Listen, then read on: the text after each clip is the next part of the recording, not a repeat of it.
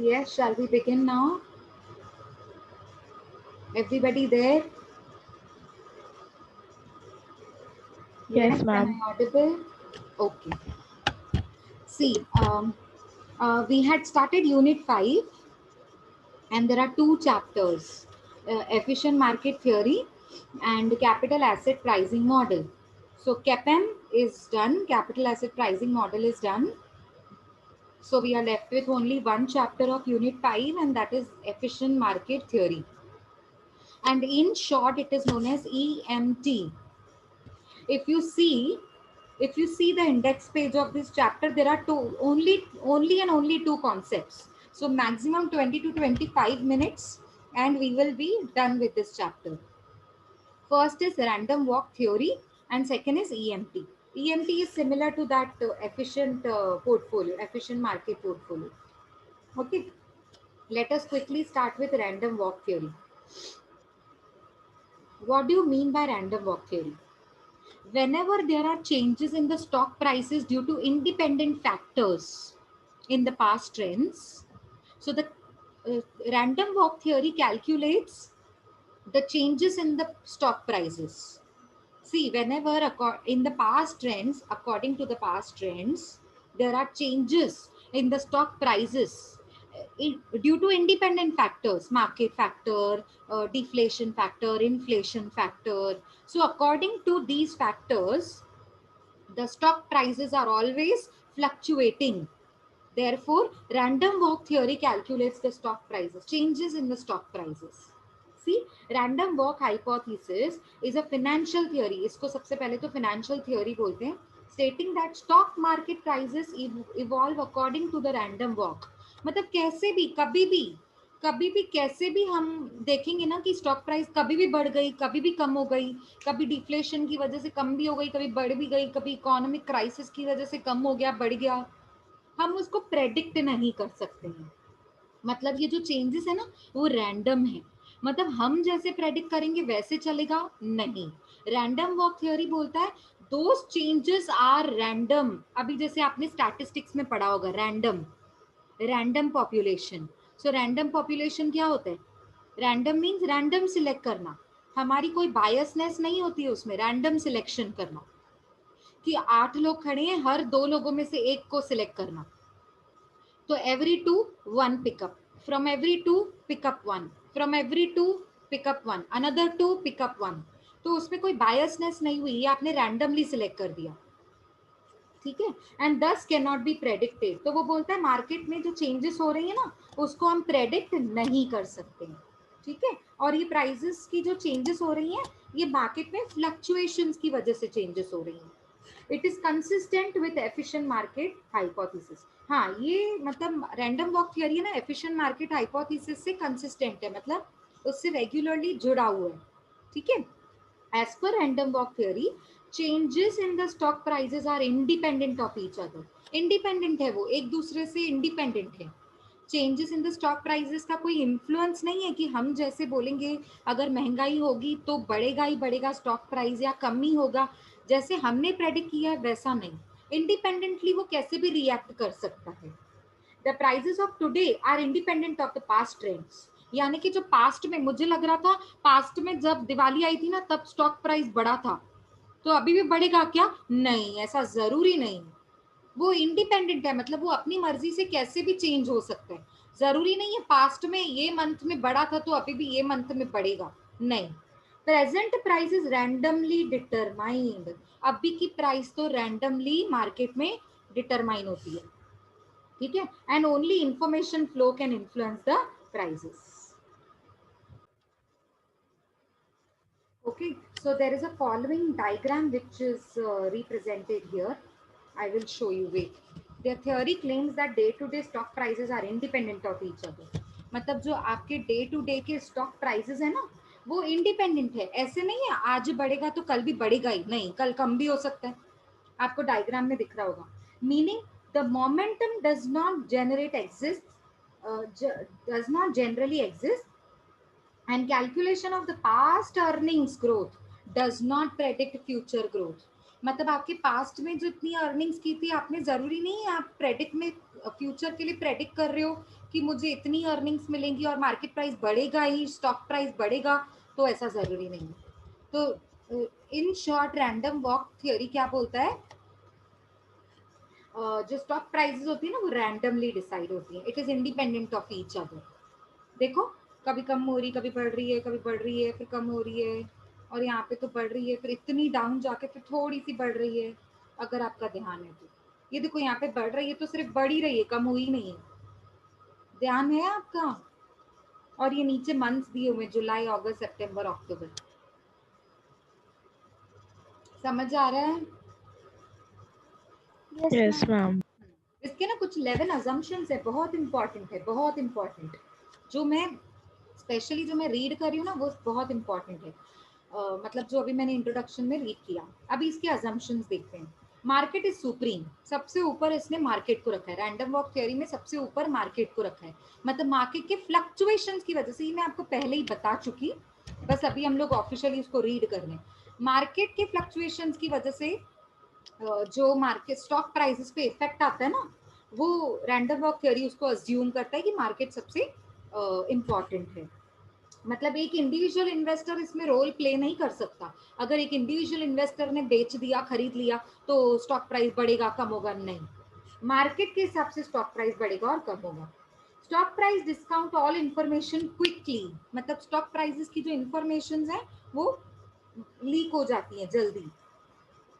Next, market are efficient, market में सब जो जितने मेरे स्टॉक प्राइसेस के मार्केट्स हैं ना वो एफिशिएंट हैं, जिसमें फ्लो ऑफ इंफॉर्मेशन क्या है, फ्री, मतलब सबके लिए अवेलेबल है, एंड अनबायस्ड, मतलब जैसे सबके एक के लिए अवेलेबल है वैसे दूसरे के लिए भी अवेलेबल है। ठीक है, all investors have free access of the same information, जो इंफॉर्मेशन है वो सबके लिए सेम है और सबके लिए अवेलेबल है, and nobody has superior knowledge और एक्सपर्टाइज। इसमें अज्यूम किया गया है कि जो इन्वेस्टर्स होते हैं सबके पास जनरल नॉलेज, सुपीरियर नॉलेज किसी के पास नहीं है, कोई एक्सपर्टाइज नहीं होता है, जितने लोग हैं उनके पास सेम नॉलेज है, सेम इंफॉर्मेशन है, जबकि प्रैक्टिकली ऐसा होता नहीं है। आपको पता है प्रैक्टिकली ऐसा होता नहीं है। ये अजम्पशंस है, ये लॉ बना हुआ है, ठीक है, पुराना लॉ है, उसके बाद तो बहुत सारी चेंजेस भी आई थी। Market quickly adjust itself to any deviation from equilibrium level. अभी जैसे ही इक्विलिब्रियम लेवल आता है, अगर सॉरी कोई डेविएशन आता है, डेविएशन मतलब बहुत बड़ा चेंज, बहुत बड़ा फ्लक्चुएशन आने वाला होता है ना, तो मार्केट अपने आप को खुद ही एडजस्ट कर लेता है। ठीक है, डिमांड एंड सप्लाई के जरिए, forces due to operations of demand and supply, मतलब डिमांड एंड सप्लाई की चेंजेस की वजह से कोई बहुत बड़ा चेंज आने वाला है, डेविएशन फ्लक्चुएशन आने वाला है, तो इसमें अज्यूम क्या किया गया, मार्केट अपने आप को खुद ही उसमें एडजस्ट कर लेता है। Market prices changes only on information relating to fundamentals when equilibrium level itself may shift, मतलब मार्केट की जो इंफॉर्मेशन है वो sorry changes only, market prices कब चेंज होती है, जब इंफॉर्मेशन फंडामेंटल्स के बारे में मुझे प्रॉपर मिली हुई है। ठीक है, जो इंफॉर्मेशन मुझे प्रॉपर मिली हुई है उस हिसाब से मार्केट में प्राइसेस फ्लक्चुएट हो रही है। These prices move in independent fashion, ये मैं पहले भी बता चुकी, एक दूसरे से डिपेंडेंट नहीं होते हैं, इंडिपेंडेंट होते हैं। वो किस पे डिपेंडेंट नहीं है ये प्राइस, ओके, इंडिपेंडेंटली वो चेंज हो रहे हैं विद इन अनड्यू प्रेशर और मैनिपुलेशन, किसी का मैनिपुलेशन नहीं है इसमें।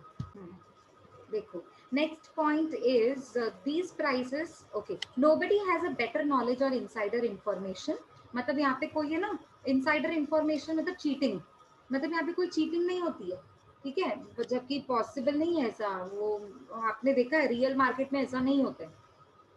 Investors behave in rational manner, सारे इन्वेस्टर्स कैसे बिहेव करते हैं, रैशनल मैनर, मतलब जितने भी इन्वेस्टर्स होते हैं वो रैशनल होते हैं, इरैशनल नहीं, ठीक है, लॉजिकली बिहेव करते हैं, ऐसा अजम्पशन लिया हुआ है। इन्वेस्टर्स, इंस्टीट्यूशनल इन्वेस्टर्स, जो कॉर्पोरेट इन्वेस्टर्स होते हैं, बड़े बड़े कॉर्पोरेट के इन्वेस्टर्स होते हैं, और एनी मेजर फंड मैनेजर, जो बहुत बड़े बड़े फंड्स को लगाते हैं हमारी कंपनीज में, लाखों में फंड्स लगाते हैं, have to follow the market and market can not be influenced by them, मतलब वो मार्केट को नहीं चलाएंगे, मार्केट पे उनको चलना पड़ेगा, उनको देखना पड़ेगा कि मार्केट में फोर्सेस क्या क्या हैं, कैसी प्राइसेस चल रही हैं, और उस हिसाब से इन्वेस्ट करो। ऐसा नहीं कि आप लाखों में पैसा लगा रहे हो तो आप मार्केट में इन्फ्लुएंस कर सकते हो स्टॉक प्राइसेस को, नहीं। इनफैक्ट आपको मार्केट को फॉलो करना पड़ेगा, ऐसा अजम्पशन लिया। Large number of buyers and sellers available होते हैं यहाँ पे, ठीक है। मतलब परफेक्ट कंपटीशन, वो हमने इकोनॉमिक्स में पढ़ा है ना, परफेक्ट कंपटीशन यहाँ पे प्रिवेल करती है। आया समझ में रैंडम वॉक थ्योरी क्या होता है? देखो कितना छोटा सा कॉन्सेप्ट और कितना इजी है। Any doubts? Any doubts random walk theory में? नहीं। चलो अभी आगे देखो, EMT। What is EMT?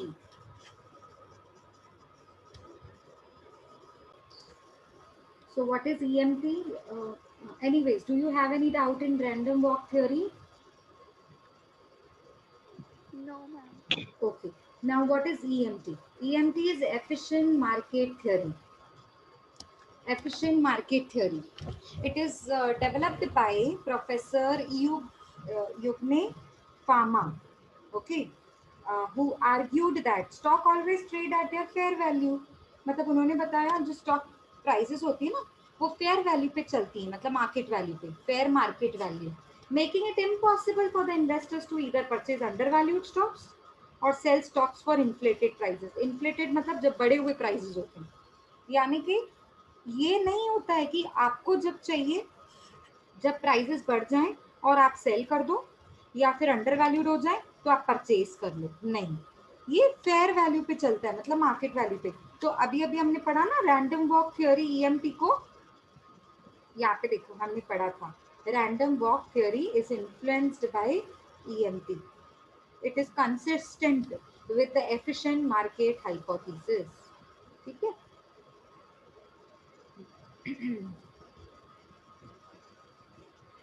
देखो, as such it should be impossible to outperform the overall market through expert stock selection or market timing। मतलब आपको देखना पड़ेगा कि कौन सा स्टॉक कब सिलेक्ट करना है आपको, एक्सपर्ट के जरिए, थ्रू एक्सपर्ट स्टॉक सिलेक्शन और मार्केट टाइमिंग। मार्केट के टाइमिंग्स देखने पड़ेंगे, कब मुझे बाय करना है और कब मुझे सेल करना है, टू ऑब्टेन हायर रिटर्न्स, ठीक है। Efficient market hypothesis states that, क्या बताता है ये? Financial markets are efficient. वो रैंडम वॉक थ्योरी भी यही बता रहा था कि जो मार्केट्स हैं वो एफिशिएंट हैं। Prices are already reflected all known information concerning a stock और other security and that prices rapidly adjust to any new information. मतलब जो स्टॉक प्राइसेस हैं वो किससे इन्फ्लुएंस होती है? मार्केट से। मतलब जैसे ही मार्केट में कोई फ्लक्चुएशन आई तो स्टॉक प्राइसेस भी फ्लक्चुएट होंगी, ठीक है। Information includes not only what is currently known about a stock, मतलब इंफॉर्मेशन में सिर्फ यही नहीं होता है कि स्टॉक में अभी क्या चेंजेस आ रही हैं, बट ऑल्सो फ्यूचर एक्सपेक्टेशंस, कि फ्यूचर में क्या एक्सपेक्टेशंस आएंगी, रिटर्न्स बढ़ेंगे कि नहीं बढ़ेंगे, सच एज अर्निंग्स मतलब रिटर्न्स, और डिविडेंड पेमेंट्स कंपनी कैसे देगी, तो इसके बारे में भी आपको जानकारी मिल जाती है। अगर आप देखोगे ना तो इसकी भी अजम्पशंस दी हुई हैं। ये देखो इतना सब कुछ नहीं पढ़ना आपको, जस्ट मीनिंग पढ़ के सीधा अजम्पशंस पे आ जाओ। देखो यहाँ पर भी मैनी बायर्स एंड सेलर्स हैं, वहां पर भी रैंडम वॉक थ्योरी में भी एजेंट्स हैव रैशनल एक्सपेक्टेशंस। मतलब सबको यही चाहिए ना कि हम लोग को जैसे ही शेयर प्राइस बढ़े वैसे हम बेचें और अर्निंग्स अपनी बढ़ाएं। Perfect information about the market trends and profit of the firms, आपको सारी इन्फॉर्मेशन, सबको स्टैंडर्ड इन्फॉर्मेशन मिलती है, किसी को कम किसी को ज्यादा, ऐसा अज्यूम किया गया कि सबको इन्फॉर्मेशन जो मिल रही है वो परफेक्ट है, करेक्ट है। Information is widely available to all the investors. किसी एक इन्वेस्टर को इन्फॉर्मेशन मिल रहा है, किसी को और को नहीं, ऐसा नहीं होता है, ठीक है। मतलब आपको जो इन्फॉर्मेशन मिल रही है वो मार्केट वाइड इन्फॉर्मेशन है। मार्केट वाइड का मतलब होता है सबके लिए अवेलेबल है, openly available for everyone. Investors use this information to analyse the economy. मतलब आप है ना ये इंफॉर्मेशन क्यों यूज करते हो? ट्रेडिंग डिसीजन लेने के लिए, इकोनॉमी के बारे में जानने के लिए, मार्केट फ्लक्चुएशंस के बारे में जानने के लिए, और अपनी इंडिविजुअल सिक्योरिटीज के बारे में जानने के लिए, so that you make trading decisions. मतलब बाय एंड सेल करने के लिए आपको इंफॉर्मेशन तो चाहिए ना, समझ में आ रहा है?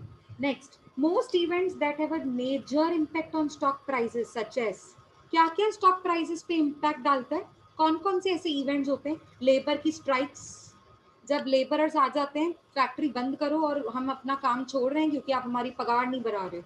ठीक है, एक एग्जाम्पल दे दिया मैंने स्ट्राइक का। मेजर लॉ सूट्स, जैसे जैसे एग्जाम्पल मैं दे दूं लॉ सूट का, तो जैसे जीएसटी, अभी पहले जीएसटी नहीं था, अब लॉ में जीएसटी आ गया। मेजर लॉ सूट में चेंजेस, मतलब लॉ सूट मतलब जो आपका पहले पूरा सिस्टम, सूट मतलब सिस्टम, जो लॉ का सिस्टम बना हुआ था पूरा चेंज हो गया, जीएसटी आ गया, तो उसकी वजह से भी स्टॉक प्राइसेस पे इफेक्ट पड़ेगा। एक्सीडेंट्स, मतलब कभी कभी एक्सीडेंट मतलब वो रोड एक्सीडेंट नहीं, एक्सीडेंट्स मतलब इकोनॉमी का एक्सीडेंट हो गया, मतलब जैसे पावर्टी बढ़ जाना, अनएम्प्लॉयमेंट बढ़ जाना, वैसा इन्फ्लेशन आ जाना, वैसा रैंडम रैंडम पिकअप हो गया, रैंडम डाउन हो गया। ठीक है, जनरली अनप्रेडिक्टेबल इवेंट्स भी आ जाते हैं।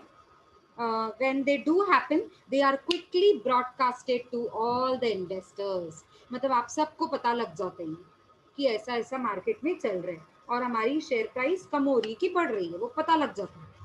Investors will react quickly to any information, यहाँ पे अजम्पशन क्या लिए, जैसे ही शेयर प्राइस बढ़ता है ना, ऐसा अजम्पशन लिए सारे लोग बेचने चले जाते हैं, और जैसे ही कम होता है तो सारे लोग खरीदने चले जाते हैं, ऐसा अजम्पशन लिए कि क्विकली रिएक्ट करते हैं। और जो कॉम्पीटिंग इन्वेस्टर्स हैं, attempt to adjust security prices rapidly to reflect the new information. अभी समझो मेरी कंपनी है, ठीक है, अब मैं क्या कर रही हूँ, अब जैसे ही मुझे इन्फॉर्मेशन मिली कि इन्फ्लेशन आ रहा है, डिफ्लेशन होने वाला है, जीएसटी आने वाला है, तो मैंने उस हिसाब से अपने मार्केट में अपनी सिक्योरिटीज को मार्केट में एडजस्ट कर लिया, मतलब प्राइसेस को एडजस्ट कर लिया कि ना ज्यादा बढ़े ना ज्यादा कम हो। आया समझ में? असम्पशंस क्लियर हुए? क्लियर है सारे assumptions? Come on quickly, yes, no, कुछ तो Yes, बोलो। ma'am. या अच्छा, अभी है ना लास्ट पार्ट हमारे इस चैप्टर का, ईएमटी जो है ना, efficient market, sorry EMH, efficient market hypothesis. EMF is EMH, efficient market hypothesis. इस ये जो कॉन्सेप्ट है ना, इसके 3 बेसिक फॉर्म्स हैं ईएमएच की। कौन से 3 बेसिक फॉर्म्स हैं, आपको डायग्राम में बहुत क्लियरली दिख रहा होगा। ये देखो, एक वीक फॉर्म होता है जो सबसे छोटा और सबसे माइन्यूट पार्ट होता है, फिर उसके थोड़ा ऊपर होता है सेमी स्ट्रॉन्ग, और उसके थोड़ा ऊपर होता है स्ट्रॉन्ग फॉर्म। अभी देखो, जो क्या बोलते हैं, ये देखो यहाँ पे लिखा हुआ, note that weak form cover the least amount of information and strong form covers all the information. मतलब ये क्या बताने की क्या कर रहा है आपको, ये मार्केट की इंफॉर्मेशन है, all the public and private information is available, उसको बोलते हैं स्ट्रॉन्ग फॉर्म। आपको ये एरो दिख रहा है क्या, ये एरो, छोटा सा एरो, सबसे छोटा एरो दिख रहा है, यस और नो? हाँ मैम, दिख रहा है। हाँ, ये देखो मैं ना थोड़ा जूम किया है मैंने आप लोगों के लिए, ये देखो सबसे छोटा एरो है ना, ये वाला सर्कल है, बाहर वाला सर्कल, और बाहर वाला सर्कल, मेरे कर्सर को देखो, बाहर वाले सर्कल में लिखा हुआ है स्ट्रॉन्ग फॉर्म। यहाँ पे स्ट्रॉन्ग फॉर्म का मतलब देखो, बहुत इजी मतलब है इसका। स्ट्रॉन्ग फॉर्म मतलब ये वो एफिशिएंट मार्केट हाइपोथेसिस का फॉर्म है जहां पर आपको सारी की सारी इंफॉर्मेशन मार्केट के बारे में अवेलेबल होगी। ये देखो लिखा भी हुआ है, all the information whether private और public will be available to you. Semi strong, अभी सेमी स्ट्रॉन्ग में छोटा सा एक थोड़ा बड़ा एरो निकल के आ रहा है, ये देखो थोड़ा बड़ा, ये सेकंड सर्कल को देखो ना, सेकंड सर्कल के अंदर से एक एरो निकल रहा है, वो बोल रहा है सिर्फ और सिर्फ पब्लिक इंफॉर्मेशन मिलेगा, दैट्स इट। मतलब जो गवर्नमेंट आप तक पहुंचाना चाहती है सिर्फ वो इंफॉर्मेशन, सॉरी गवर्नमेंट नहीं, मतलब जो पब्लिकली इंफॉर्मेशन आपको देना चाहते हैं कंपनी वाले, आपको सिर्फ वो इंफॉर्मेशन मिल रही है, इंटरनल इंफॉर्मेशन नहीं मिल रही है। अच्छा, ये सेमी स्ट्रॉन्ग। और वीक फॉर्म मतलब, वीक फॉर्म में तो बहुत कम इंफॉर्मेशन मिलती है, बस इतनी कि पुरानी प्राइसेस क्या थी, हिस्ट्री में प्राइसेस क्या थी, पास्ट में प्राइसेस क्या थी, और पास्ट में रिटर्न्स क्या थे, दैट्स इट। और जो अभी हमने पढ़ा ना, उसको थोड़ा डिटेल में एक्सप्लेन किया है यहाँ पे, अगर आप पढ़ोगे ना तो वो ही बताया। द वीक फॉर्म,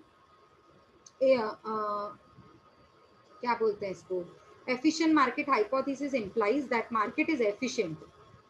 ठीक है, मार्केट एफिशिएंट है, लेकिन इसमें अज्यूम क्या किया गया है कि rate of returns on the market should be independent, past returns has no effect on future returns, मतलब क्योंकि मेरे पास सिर्फ पास्ट की फॉर इंफॉर्मेशन अवेलेबल है, मैं फ्यूचर को प्रेडिक्ट करूं कैसे, कोई और इंफॉर्मेशन अवेलेबल ही नहीं है। ठीक है, तो यहाँ पे जनरल अजम्पशन क्या ली गई है, rules such as one trader use to buy और sell a stocks are invalid. मतलब ये मैं प्रेडिक्ट नहीं कर सकती कि प्राइस बढ़ेगा, प्राइस कम होगा फ्यूचर में, ये मैं प्रेडिक्ट नहीं कर सकती, क्योंकि मेरे पास सिर्फ और सिर्फ कुछ ही इंफॉर्मेशन है जो अवेलेबल है, इसीलिए इसको वीक फॉर्म बोला है, वीक। ठीक है, ये शॉर्ट टर्म के लिए हम लोग यूज कर सकते हैं, ज्यादा नहीं, लॉन्ग टर्म के लिए हम वीक फॉर्म में नहीं रह सकते, हम एग्जिस्ट नहीं कर सकते इस फॉर्म में। ठीक है, और यहाँ पे आगे आपका ये ज्यादा डिटेल में नहीं जाना है। ठीक है, इसके बाद है आपका सेमी स्ट्रॉन्ग, ये देखो सेमी स्ट्रॉन्ग, मार्केट एफिशिएंट है, सारी पब्लिकली इंफॉर्मेशन अवेलेबल है, मतलब जो पब्लिक तक पहुंचाना है वो इंफॉर्मेशन अवेलेबल है। स्टॉक एडजस्ट कर लेता है अपने आप को, मतलब स्टॉक प्राइसेस एडजस्ट हो जाती हैं जैसे ही कोई न्यू इंफॉर्मेशन मार्केट में आई, जैसे ही मार्केट फ्लक्चुएट होता है स्टॉक प्राइसेस भी फ्लक्चुएट होना शुरू हो जाती हैं, और ये सारी इंफॉर्मेशन इन्वेस्टर्स को मिल जाती है। एंड लास्ट है आपका स्ट्रॉन्ग, स्ट्रॉन्ग में क्या होता है, market is efficient as it reflects all the information both private and public, मतलब आपको इनसाइडर इंफॉर्मेशन भी मिल जाती है कि अब तो इसमें आपको इन्वेस्टर, मतलब इसमें ना लार्जर प्रॉफिट्स गेन कर सकता है इन्वेस्टर, सबसे ज्यादा प्रॉफिट गेन करने की पॉसिबिलिटी कौन सी सिचुएशन में होती है, स्ट्रॉन्ग फॉर्म में। क्यों, क्योंकि इसके पास है ना कंपनी की प्राइवेट इंफॉर्मेशन भी अवेलेबल होती है, तो ये तो फटाक से रिएक्ट कर सकता है स्टॉक प्राइसेस को एस्टिमेट करके, प्रेडिक्ट करके। आया समझ में? Yes, ma'am. Okay, so we are done. So there were two concepts, random walk theory, ठीक है, उसके assumptions पढ़े हैं, मीनिंग, उसका डायग्राम एक बार देख लेना, अगर रिटन पेपर होगा तो डायग्राम बनाना पड़ेगा, रैंडमली बना सकते हैं, जरूरी नहीं है बिल्कुल ऐसा बनाना है, ऊपर नीचे ऐसे करके बनाना पड़ेगा आपको। एंड एफिशिएंट मार्केट हाइपोथेसिस के हमने इंट्रोडक्शन, अजम्पशंस एंड 3 फॉर्म्स पढ़े, एक वीक फॉर्म जिसमें इंफॉर्मेशन बहुत कम होती है, ना के बराबर, और एक सेमी स्ट्रॉन्ग फॉर्म जिसमें पब्लिक वाली इंफॉर्मेशन अवेलेबल होती है, all public information, and strong form जिसमें पब्लिक एंड प्राइवेट दोनों इंफॉर्मेशन अवेलेबल होते हैं, एंड अकॉर्डिंगली इन्वेस्टर रिएक्ट करते हैं। Is that okay? Yes, ma'am. Yes, ma'am. Yeah, so our chapter is over. That means अभी हमारे सिलेबस में unit number 5 भी हो गया, तो यूनिट नंबर 4 मतलब टेक्निकल एनालिसिस, एक थ्योरी चैप्टर है, उसमें 2 लेक्चर्स मुझे लगेंगे कंटिन्यू, और वो मेरा चैप्टर फिनिश हो जाएगा। मतलब अभी SAPM में only technical analysis chapter is pending, मतलब थ्योरी चैप्टर है वो, ठीक है ना। अभी नेक्स्ट लेक्चर में ना हम ऑडिट से शुरू करेंगे। I will send you I will send you PDF copy of that particular chapter that we are going to start in our next lecture. Okay? Tomorrow Okay, means ma'am. tomorrow. So tomorrow we are going to start with audit, new chapter. Okay? Yes, ma'am. Yes, ma'am. So shall we wind up for the day? Yes, ma'am. Yes, ma'am. Yeah. You all please keep revising. हाँ? अभी internal exams भी आने वाले, revise करो, कुछ doubts हो तो next lecture में पूछो। ओके? Okay, ma'am. या okay, bye everybody, take care. Bye, ma'am. Bye, Thank you ma'am. so much, Thank ma'am. you. बेटा, Bye, ma'am. Thank बाय बेटा।